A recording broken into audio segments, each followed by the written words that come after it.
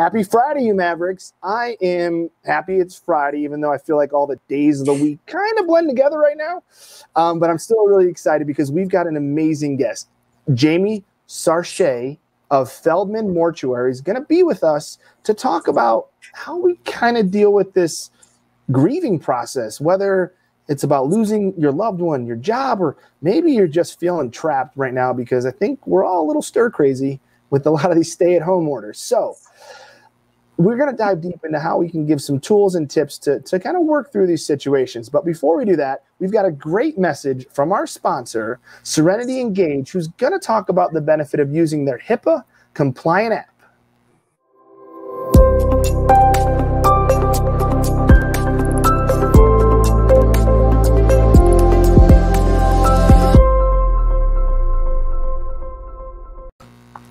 So as you know, Serenity Engage is a HIPAA-compliant app that is making a priority to work with senior living communities to help share information on their application so that families can get information even though they might not physically be able to be there with their loved one. So check it out, serenityapp.com, to learn more about their amazing free 3-month offer and also how they can help you stay connected to your loved one who's living in a senior living community. And with that, I'm going to turn it over to the ever-popular Kathryn Wells, who is our Chief Inspiration Maverick. I feel like you have a thesaurus there, and you just pick a new word for me. I'm trying to get creative here. I'm trying to have a little bit of, a little fun with it, because, it feels like we're all kind of serious all the time right now. Yeah, well, and this is going to be a heavy topic for us today. It is, yes. So we have to have a little bit of levity, but also real compassion. So I'm just going to dive right in. Jamie, it is so great to have you on our show today. Thank you for joining us. Yeah. Thank you for inviting me. I'm so grateful for the opportunity to talk to both of you. Yeah, and you do so much in our industry, especially here in Denver, but also I know nationwide, and you have an amazing TED Talk. Yes. There's so much around this idea of death right now, and along with that is grieving, and grieving is such an important thing to talk about, because it's not just grieving if someone passes, it's grieving if you lost your job or you've lost your footing because you don't have that structure in place that you used to have. So we're going to talk about all of those things. If you're in our audience today, we encourage you to please ask questions. Let us know you're out there. Tell us where you're calling in from. We want to talk to you and we want to hear from you. Jamie's here to answer your questions, so definitely post those in the comments. So Jamie, can you tell our audience a little bit about who you are and your background and how you got to this place in life? Absolutely. Thank you so much for asking. So I have been the director of pre-planning at Feldman Mortuary in Denver for 11 years. And everybody says, how did you get into that? So what I do now is I help people put their own funeral and memorial service plans in place, hopefully decades before they need it, which really gives their loved ones a path to walk on in their bereavement. So I've been spending the last 11 years trying to help people to understand that mortality is a reality and that none of us know when that's going to happen. And we really just have to acknowledge that it is going to happen. What's been so interesting now is I feel like we've all literally been smacked in the face with the reality of mortality. And we have spent our entire lives and our whole society trying to ignore it. And so it is really just rocking the basis on which everybody stands. It's really like the legs have been taken out from under us. And I think that all of us are really facing so much loss, so much fear, so much grief. And because we're a society that just says, oh, you get a couple days to deal with that and then you got to get back to normal, we don't know how to do this very well. And this is going to be a big lesson for all of us.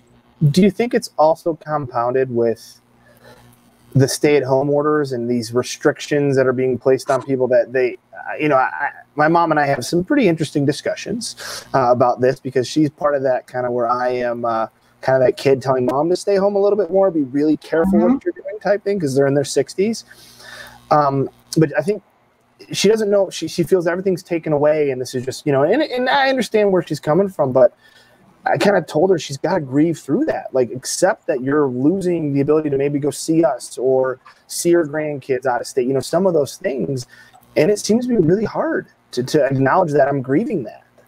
Yeah, I think that's absolutely true. But let's really talk about what grief is.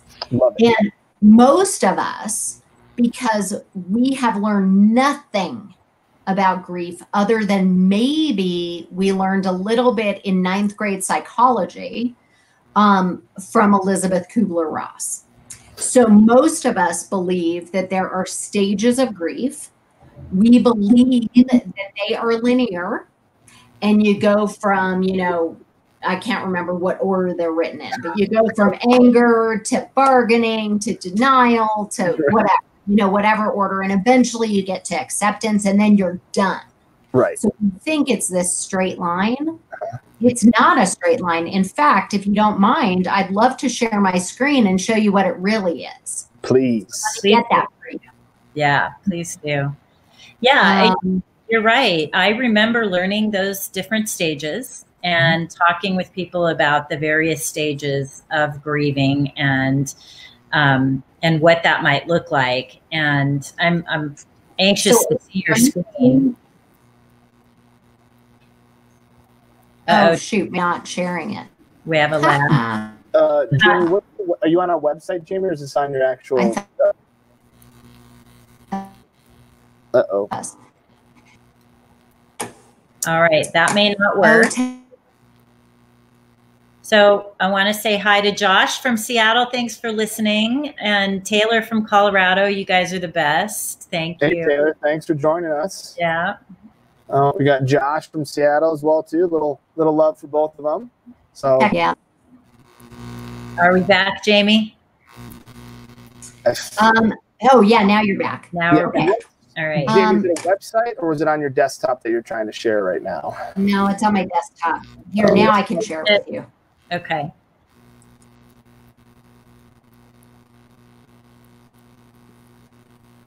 It might be the bandwidth of sharing, so maybe we can just post it in the notes. Post it in the notes, yeah. It looks like the bandwidth might be, everyone seems to be streaming live right now, maybe. Yeah. We got Michelle also watching from New York. So Michelle, Michelle. Hi, Michelle. We had Michelle on recently. Yeah. Jamie, are you back? Oh, hi, Michelle. I'm here. I can hear you. I don't know if you can hear me. Yeah, we're good now. Yeah, we're back. So we're going to share that document after in our show notes, because for whatever the reason is, it doesn't look like it wants to cooperate with us right now. So good old technical difficulties in this ever changing environment. So. And we lost Jamie. We lost Jamie. She'll be back. Yeah. So Josh, we had Josh on recently. We had Michelle on recently. So fun to see you guys. Thanks for joining us. Ask your questions of Jamie. Michelle, it sounds like you know Jamie, so even better. I know Taylor posted a question. So when Jamie gets back, we will answer those questions. And it looks like I'm frozen now as well, too. Yeah, well, it's a Friday afternoon. Everybody's like streaming. What is it, Tiger King or some weird thing Probably. That's streaming? I'm hardwired in, so I'm going to try to pop out and see if I can get Jamie back in here. So let me see if I can get Jamie back on here. All right, sounds good. I will entertain. I wish I could see you guys. Someone tell me a joke or something. So this is the first time we've actually had these kinds of technical difficulties with our Facebook Live. And it's kind of fun because here we are just dealing with it as we go. All right, I'm going to resend the link to Jamie, see if we can get her back in there. Yeah. Hi, Josh. Thank you for saving me here. You're good. You can, you've been taking the improv class, haven't you? I have. And so I'll talk about that. It's been amazing. So I joined an improv class a while back, just before COVID hit. And we got to do, I think, 3 classes before COVID. And now we're doing them on Zoom. And if you can imagine doing improv on Zoom, you have to, there is a lag. So you have to like do something and then wait for the other person to respond. So it's comical in that sense. Hi, Jamie. Jamie, Hi. All right. We're talking about improv and the benefit of Kathryn doing her Zoom improv classes. So we were, Good. So we'll do a lot of yes and. Yes, and. Yes, and. Yes, and yes, a lot of that. Okay. So I'm not going to share my screen because I think that screwed me up, but we expect grief to be very linear. We expect it to go from stage to stage to stage. But the truth of the matter is, it is chaotic. It is spiraling. We go from one stage to the other and back again. So for your mom who's having trouble with this, you know, some days I bet she's probably okay, or some hours maybe she's okay. And then she probably experiences a whole other wave of grief and pain. So to be able to kind of ride that is really important. The other day I went to the grocery store, and I don't know about you guys, but I am incredibly fearful when I go to the grocery store. And now, like with the wearing of the masks, I hate it so much because I am a really friendly, engaging human being. I want to connect. That's all I go for. And to be in the grocery store and not be able to smile at people makes me feel so uncomfortable and awful, in addition to like being worried about germs. So I went to the grocery store. I walked in the house. I started yelling at my husband about where he was putting the bags. So I'm losing it. And then all of a sudden I just start crying hysterically. And nothing happened. I just started crying, and I needed that. I've been numb for a long time. And what amazed me the most, my 22-year-old son came and just hugged me. He didn't pat my back. He didn't go like, shh. He just was there with it with me. He just stood there as long as I needed to cry. He said nothing. And I'll tell you, that was a really prideful moment for me, that I thought, oh my God, how is this 20-year-old man this capable in something this charged? And he was awesome. Most of us can't do that. Most of us want to fix. Most of us want to rescue. Most of us want to tell somebody why they're not doing it the right way. Yeah, my wife and I had several discussions about her just letting her vent and not me trying to fix it. So, and that's, you know, a skill. I think it's something that we have to learn over time. I believe, is just being able to listen and listening to listening and listen to listen, not respond. That is something that I think my wife has really tried to teach me because I want to help her out. I want to fix some things for her if she's sad or upset or things like that. And I think it's really cool. Her pain, it's really cool. I don't want to put words in your mouth, but her pain causes you pain. Yeah, absolutely. For sure. Yeah. And that's true for most of us. We want to fix it because we want it to be over. Right. Well, yeah. And we humans aren't always comfortable with other people's pain. So we want to get out of it as quickly as we can. And I love what Michelle wrote. Yes. The first lesson about death is everything is impermanent. Yes. I saw that and I laughed when you posted it. Thank you. Yeah. I have 3 brothers, and one of my brothers always tells me that there is 100% chance that we will all die. And I used to go, thanks a lot, Robert. That's not very nice. I don't want to think about that. But really in today's world, the honest to gosh reality right now is we actually have to think about that. I will be a little bit vulnerable here and tell you my journey of grief has been very odd for me. I usually am okay. I understand when I'm processing things. This morning I was on a radio interview, and one of the other women on the interview started to tear up and I started to cry. And then I was doing okay and, just cranking through the day and being fine. And then I got on a phone call with one of my clients in New Jersey who owns and operates a skilled nursing facility and talked about how they know all the other people who own and operate and work in other facilities, and they're dying. Their patients as well. And it's just such heartache. I don't know how these people are managing to even get through the day. Yeah. And I started, I held it together in the call, but then hung up and cried right before we got on this. So, so can you talk a little bit about, like, there's so much wrapped up in there. And I want to say one more thing and have you address this too. There's moments where I want to call it survivor's guilt, where I have not lost my job. I have not, I have a home. My kids are here with us. We're okay. Yeah. I sometimes feel guilty for that. And I'm going to throw one more piece on that as well, too, is that my biggest fear right now is making a mistake in our protocols and our systems that we bring COVID into our residences. That is the one thing that keeps me up at night, is that crack that could happen or will happen or may happen. What can I do to keep that as small as possible? Yeah. Well, I think this is all real. I wish I had a way to fix it.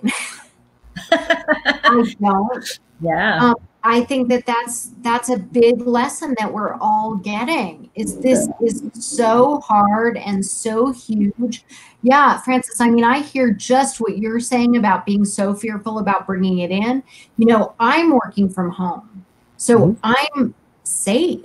And so, Kathy, I understand what you're saying about the survivor's guilt too, because my coworkers who are funeral directors are not home and they're not safe. And I have some survivor's guilt about that, where I'm doing the best I can to help them, but we have different roles, and my role is not to be in that space. And I feel guilty about that. And I went in the office a couple weeks ago. I was there for maybe 2 hours, and I found it terrifying. And I got out of there as quick as I can. And my coworkers have to be there every day. Francis, you're in that world too, that you have to be there every day. And you have that added layer of, are we bringing something in? How are we protecting our residents? We had a conversation with all the funeral directors talking about, what do we do if we get sick? If the funeral directors get sick, who's going to take care of things? And these people are working such long hours. We normally, we're at already, we've had as many cases this month as a big month by the end of the month. And it's the 17th. So we're going to probably double what we usually do. And we're a small little group of people. And I don't know how they're doing it. I don't know how they're doing it. And I feel actively guilty that that's not something I do. Well, and let's kind of talk through. So if we fast forward, I have my dog here if you didn't hear that. If we fast forward a little bit, and when we get out of the urgent situation that we're in right now, and we start to move into the next phase, which is maybe, I think, stability, or getting restabilized. I'm just thinking about, so many people have to have their guard up. I don't know how else to say that. They have to have their armor on right now. We're going to need some time to let people decompress and fall apart a little bit in order to get themselves through this process and back together. Well, and hopefully they'll allow themselves to fall apart, because that's the thing. I mean, Kathy, when you're saying about survivor's guilt, like, you feeling guilty that you haven't had as many losses as some people have doesn't help those people. You know what I mean? Like, you still need to be compassionate with yourself and give yourself empathy, because that is what grows and allows you to give empathy to other people, and then to write the check, maybe, if you can do that, or, to really do some things that actually do help those people. But you saying to yourself, how dare you feel bad? I don't know that you're saying this, but I do this.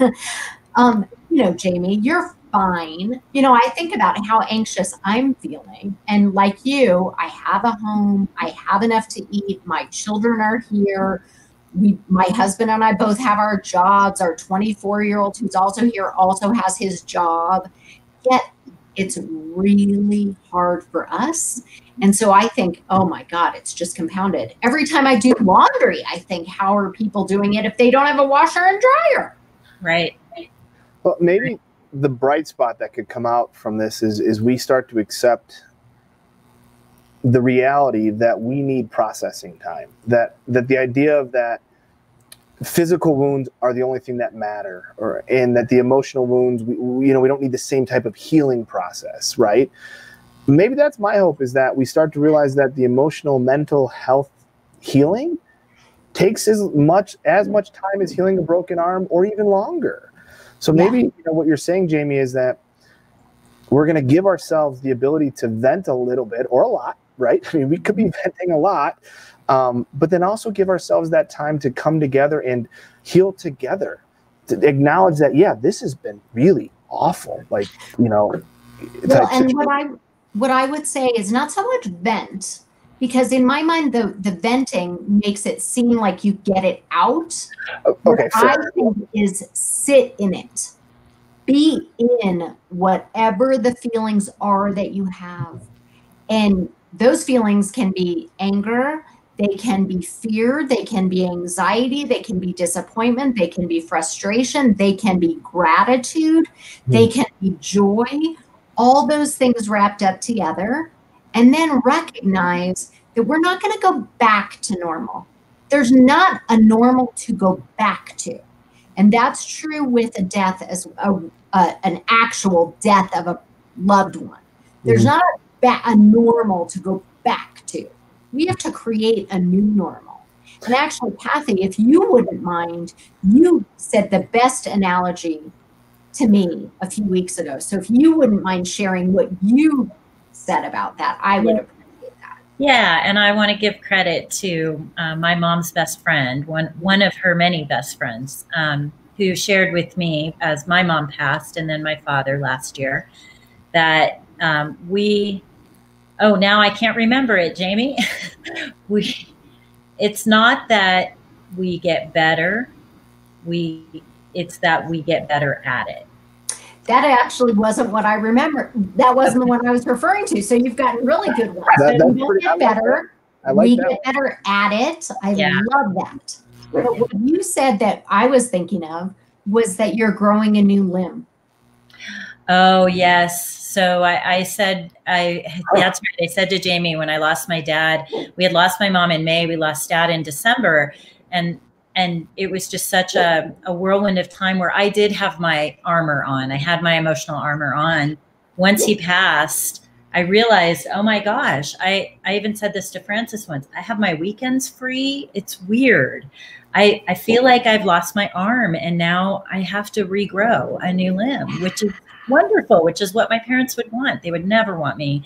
Nobody would want someone to spend time in grief after you've passed. No. Yeah. Do you think it's almost you're building a new routine is another way to look at it as well, too? Yeah. You're creating a whole new normal. You have to create a whole new path to walk on, because there isn't the old path. And I think that that's really important. And what I really love about the idea of growing a new limb is it is about growth. And that right there says this takes time.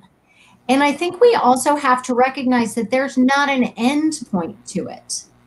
That's the thing that we think about a lot. We use the word closure, and we use the word get over it and get past it. And I don't think that's true. I think we integrate this loss, we integrate this learning into who we are. And that's a good thing. That's a good thing. Every lesson is a good thing. It's not always good in the moment. And what we're going through right now is not good. Yeah, it doesn't always feel good in the moment, but it strengthens our roots, right? It strengthens the base of the tree. What is that? Whatever that's called. We allow that. The trunk. Yeah, if we allow it, I think that's true. And right now, there's so much to process for many, many people. do you have advice for people who are unable to be with their loved one who has passed? You know, this is so awful. You know, that's the thing that I've been thinking about so much, is the idea that our loved ones are dying without us being able to be there. You know, for 11 years when I've been teaching classes, I teach a class called The Gift of Your Presence. And what I talk about is there aren't right words, there aren't the right things to say. Just be physically present. Put your hand on their shoulder, be available to them. And now we can't do that at all. There's so much loss in that. And then people who are bereaved, that we're not able to be at the funeral, that we're not able to be at the wake, we're not able to bring them food, we're not able to be present for them. That's awful. And all I can hope is that it will teach us how important ritual is.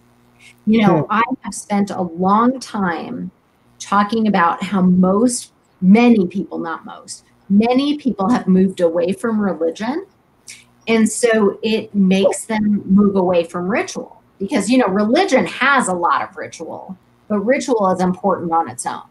We don't really know that always. And so a lot of people now, because they don't necessarily have religion or religious connection, they think somebody died, there's a dead body, I got to get rid of the dead body. So they call the man with the van, and they don't have any ritual at all, and they don't have the opportunity to process their grief.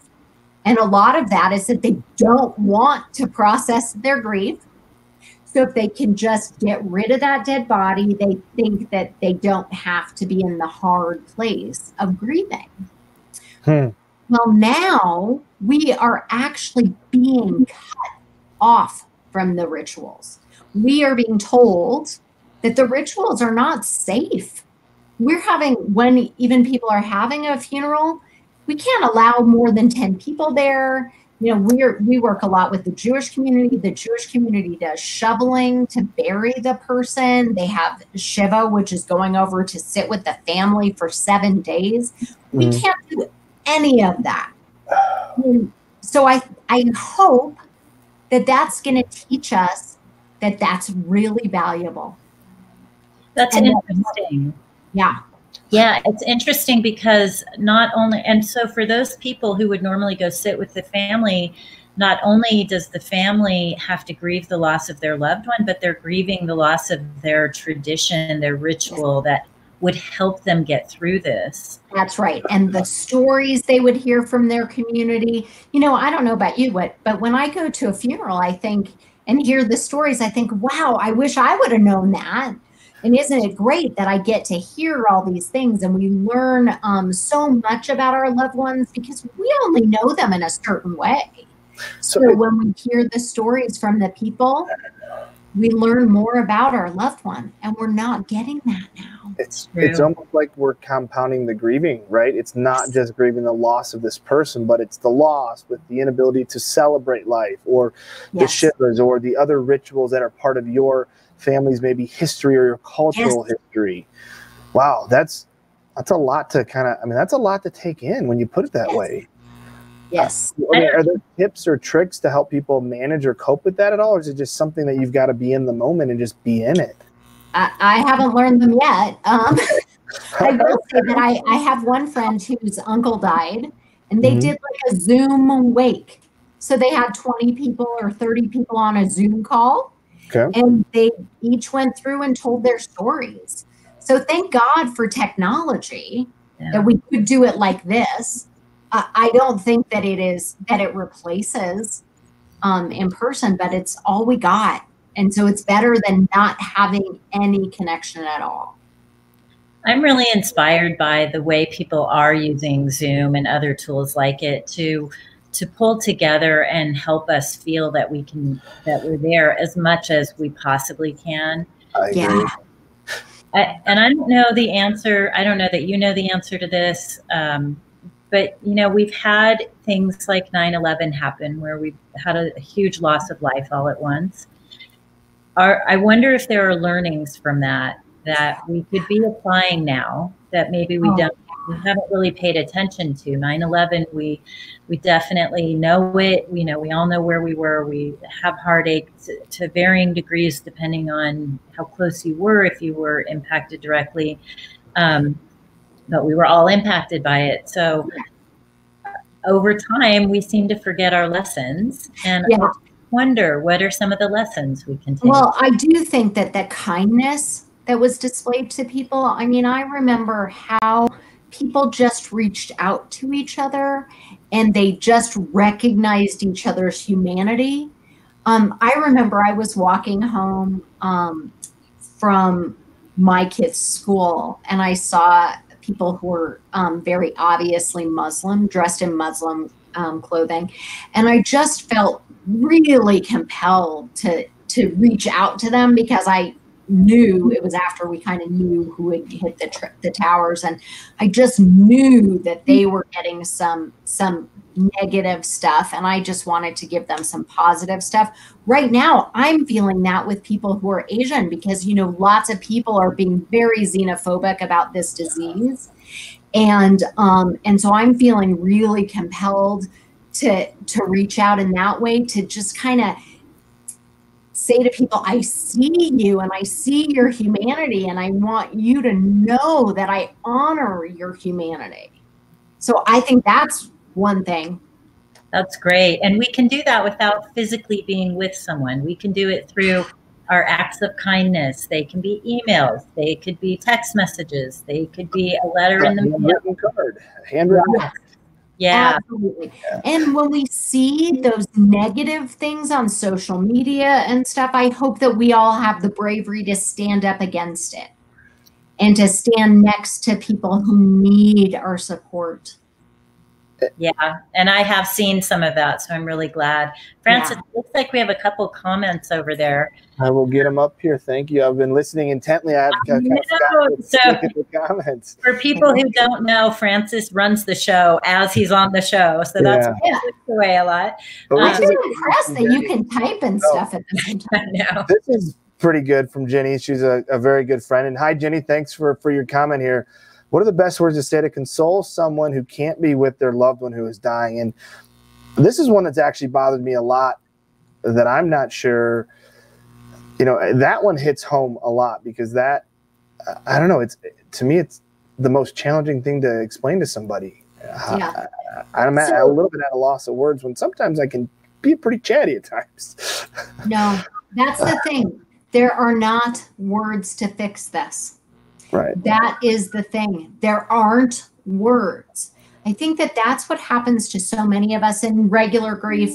Now it's compounded for sure. Yeah. But even just in a normal situation, we feel like we should know the right thing to say. Mm-hmm. And so we say things like, what we were talking about earlier, like we want to rescue people and we want to say, at least he died doing something he loved, or at least you have another child, or at least you're still married, or whatever. And I think right now it would be easy for us to jump into that too. And I don't think we should be doing that. Quite honestly, I think the best thing is to just say, I am here for you. I don't know what to say. I'm here for you. What do you want to say? And if they can't say something, so if I put myself in the situation of maybe my mom has dementia and she's in a home and there's no way I can communicate with her. Like my mom was nonverbal the last 2 years of her life. So it was all in the eyes. It was in her eyes and holding her hand and hugging her and, laying down with her and things like that. So right now, all I would be able to do would be a FaceTime with her if she were still here. And even that would be me talking. And I think about, it's true, there are no words. I think I would just say, I love you, Mom, and do what I would have done in person. I would have tried to tell her jokes to make her laugh for a moment. And I know that doesn't answer your question, Jenny, because you're talking to someone who's dying. But I think that what we're saying is there's no right way to do this. Yeah. There is no right way to do this. And I think that that's what happens to people, kind of on the outskirts of it, is they think, oh, they're magic words, but I don't know those magic words. And so I'm going to go away, or I'm going to say something stupid, like the at least, the rescuing. What I would just say, I think it's okay to just say, oh my God, this sucks. Yeah. This sucks. Well, I think reminding them that you're here for them, whether it's virtually, over the phone, or when we get the stay-at-home place lifted, we're here. We might not be able to physically be here together, but we can physically connect socially through FaceTime or Google Hang, whatever other platform you're using. And I think that I'm here. If you got to call me at 2 a.m. and just cry, and I'll listen to you cry, whatever it is, I might not be able to hug you right now or console you physically, but I'm here to listen. And I think, as we talked earlier, is going away from what your son did for you, is not say anything, just listen and let you let you share release whatever it is that you need to release, with us just being there to support you. Yeah. And I think one of the things to do is not say, call me if you need anything. Right. Because they don't know what they need. Fair and point. then we're putting the onus on them. But to check in with them regularly. I'm going to just call you tomorrow. And then I'm going to call you the next day. Yeah. It's a great question, Ginny. You're making us think. It's a great question. And I used to do that with my dad. I would call him when Mom went nonverbal. I would just call him each night and say, Dad, I'm just checking in. Just checking in. How's your day? Good. Okay.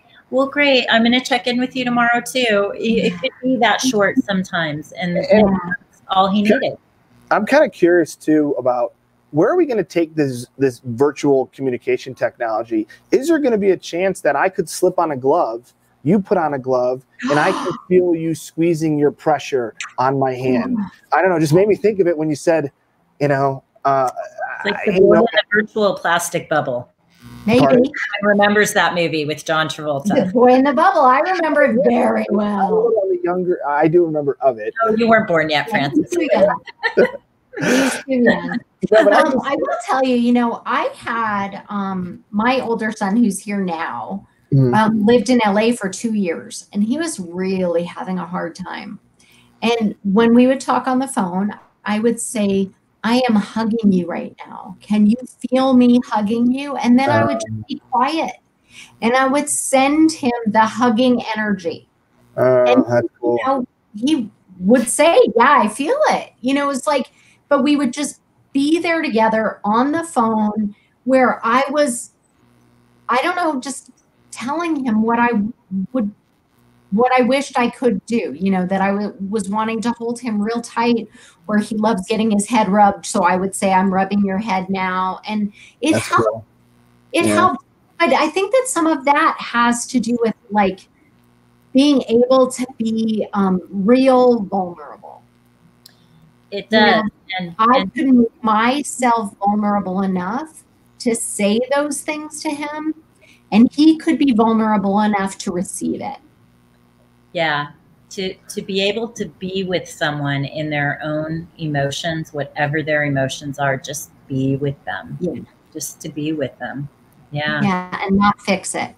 And this is a great comment by Michelle here about, about things that happen when we care for older adults, right? This take the choice and grief away from elders and the staff. And that is interesting, because I think you mentioned it's kind of on to the next step or the next thing that I have to do. But I do think sometimes, and I've struggled with this, is how do you process death when you see a lot of death? Yeah. I've been in long-term care for 10 years, and I am a firm believer, if we do our jobs, majority of our residents are going to pass, hopefully naturally, under our care. And so,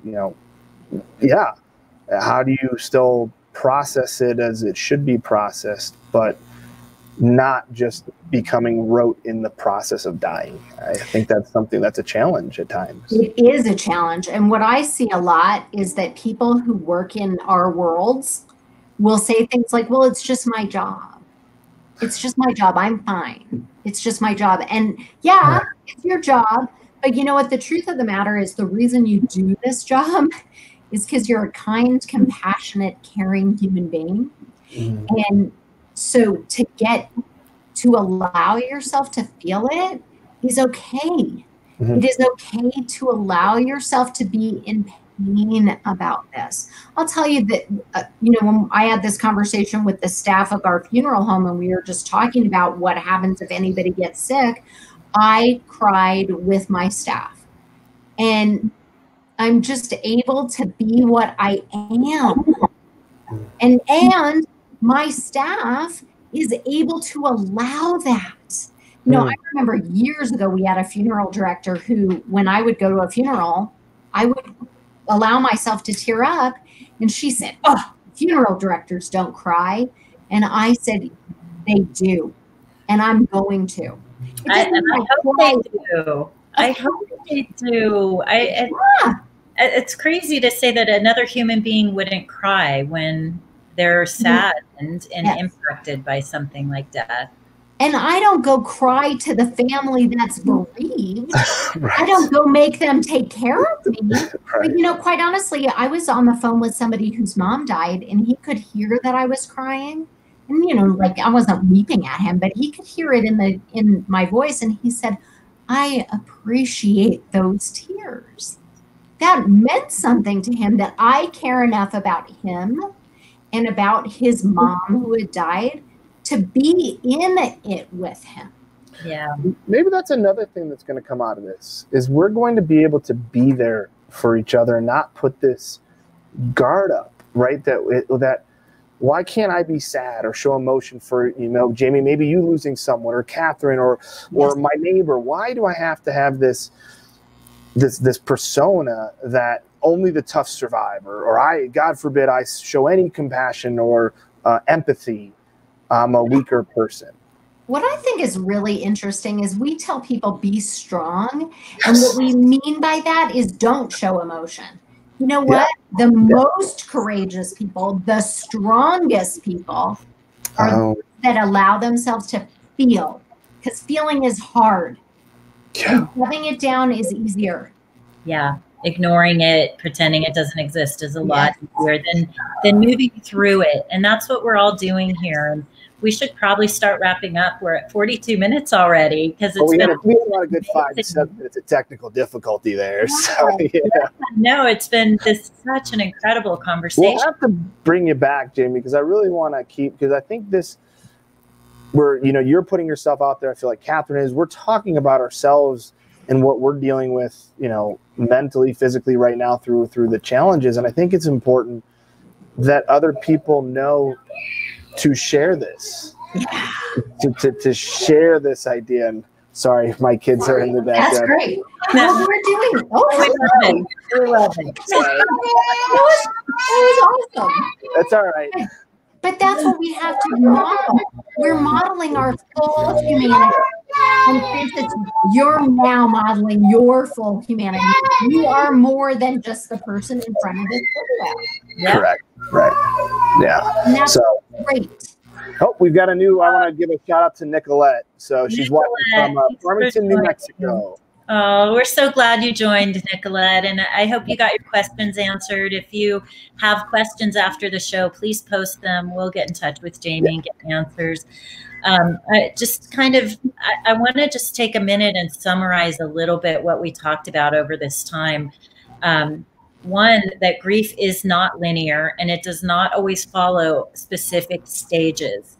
That maybe there's broad categories for stages, but it's all over the place, and it's up and down, and you go backwards and you go forwards, and maybe you have all of those emotions at once. Yes. So yeah, it's so be kind to yourself. It's not linear. Yes. Well said. Well said. I think that's an important thing. And I think another important thing you said, Jamie, is there are no right ways and there are no right words. The best thing you can do is just to be with someone in their grief. Just be with them. Yes. Yeah. And that means being with yourself with this now. We are all grieving. And what grief does is it brings a little gray helmet over your brain. And you're not fully yourself.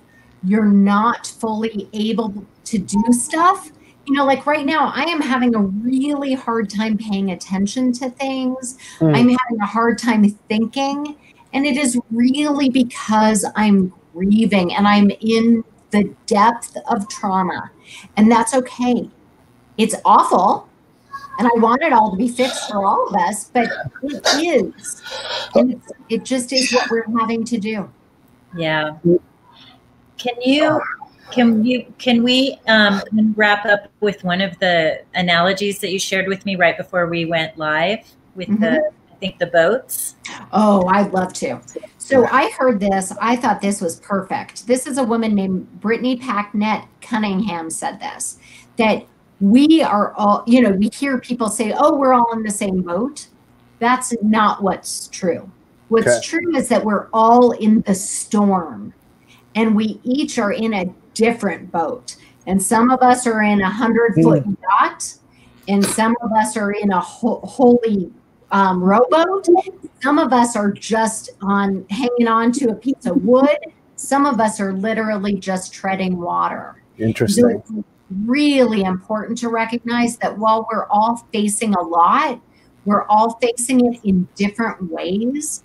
And we don't know how other people are doing it.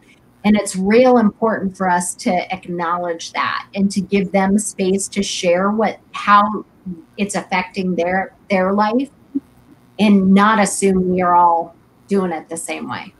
That's powerful. That's really powerful. I love that one. That's a great way to look at it. Yeah. And the other thing, that just is for regular grief too. You know, like often somebody will say, oh, my mom died. And we mirror and we go, oh my God, my dog died. You know what I mean? We're trying to connect, but we're not, even if we have the same exact loss, we're never going to experience it the same. And that's just really important. And so we never know how somebody feels. And it's real important to say, will you share with me how you feel?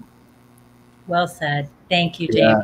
Thank you. Before we wrap up, we always like to try to give a brief little thank you to our frontline workers, you know, to the healthcare professionals and all those public service people out there. And even, you know, I think sometimes forgotten, you know, the funeral directors and the mailmen and the mail ladies and the women and the UPS and the FedEx drivers and all those that are grocery stores. The grocery stores. So that includes them as well too. So I want to make sure that we acknowledge not just our healthcare professionals, because obviously that's important, but they're important too. That supply chain is very important for all of us. And I think it's important to keep them in mind as well too. So big thank you to all that are participating to keep this ship moving forward, because we are in it together.